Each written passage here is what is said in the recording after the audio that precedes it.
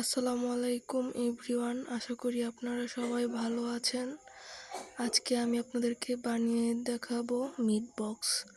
একদম সহজ উপায়ে তৈরি করা যায় এই মিট বক্সটি। কি উপকরণ লাগবে এবং কিভাবে তৈরি করতে হবে সম্পূর্ণ এই ভিডিওর মধ্যে দেখিয়ে দিব। প্লিজ আপনারা দয়া করে ভিডিওটি দেখবেন এবং পাশে থাকবেন।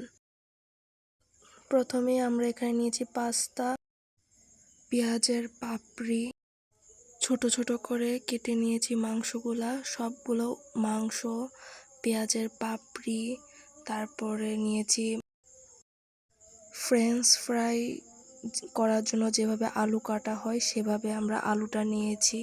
এই সবগুলো উপকরণ আমরা হলুদ এবং লবণ, রসুন বাটা দিয়ে মাখিয়ে নিয়েছি। তার সাথে নিয়েছি mayonnaise, chilli flakes, tomato sauce. এখন একটি বাটিতে প্রথমে আলু কেটে যেগুলো নিয়েছিলাম সেগুলো ঢেলে দিলাম। তারপরে দিব যে ম্যাকারনিগুলো আমরা সিদ্ধ করে রেখেছিলাম সেই ম্যাকারনিগুলো, আপনারা ম্যাকারনিও বলতে পারেন বা পাস্তা বলতে পারেন। তারপরে দিয়ে দিলাম তার মধ্যে পেঁয়াজের পাপড়িগুলো যে ভেজে রেখেছিলাম সেম উপকরণ দিয়ে সেইগুলো মিশিয়ে নিব। তারপরে দিয়ে দিব মাংসের টুকরোগুলো, সবগুলো উপকরণ একসাথে মিশাবো। তারপর এখানে মিশিয়ে নেব আমরা মেয়োনিজ। আমি মনে করি মিট বক্সের সবথেকে প্রয়োজনীয় উপকরণ হচ্ছে মেয়োনিজ, টমেটো সস। এই দুইটা ছাড়া মিট বক্স তৈরি করা একদম অসম্ভব।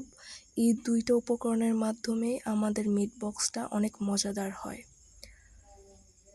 তারপর এখানে দিয়ে দিব টমেটো সস। সব কিছু আপনারা পরিমাপ মতো দিবেন।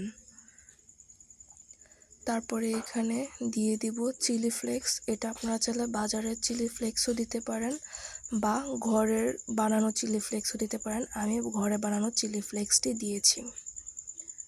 তারপরে একটি চামচের মাধ্যমে আমরা সবগুলো উপকরণ মিশিয়ে নিব। আলতোভাবে সবগুলো উপকরণ মিশিয়ে নিলে আমাদের মজাদার মিট বক্স তৈরি হয়ে যাবে। আপনারা প্লিজ এটা বাসায় তৈরি করার চেষ্টা করবেন। আশা করি আপনাদের সবার অনেক ভালো লাগবে খেতে। আমাকে কমেন্টে জানাবেন আমার মিট বক্সটি কেমন হয়েছে বানানো। সবাইকে অনেক অনেক ধন্যবাদ আমার ভিডিওটি দেখার জন্য। আশা করি আমার চ্যানেলটি সাবস্ক্রাইব করে আমার পাশে থাকবেন। ধন্যবাদ আপনাদের সবাইকে। আরেকটা কথা আপনাদেরকে বলি, এটাই আমার লাইফের প্রথম ভয়েস দিয়ে ভিডিও বানানো। আমার ভয়েস কেমন কমেন্টে জানাবেন। আমি অনেক নার্ভাস, আমি ঠিক করে বলতে পারছি না। ধন্যবাদ।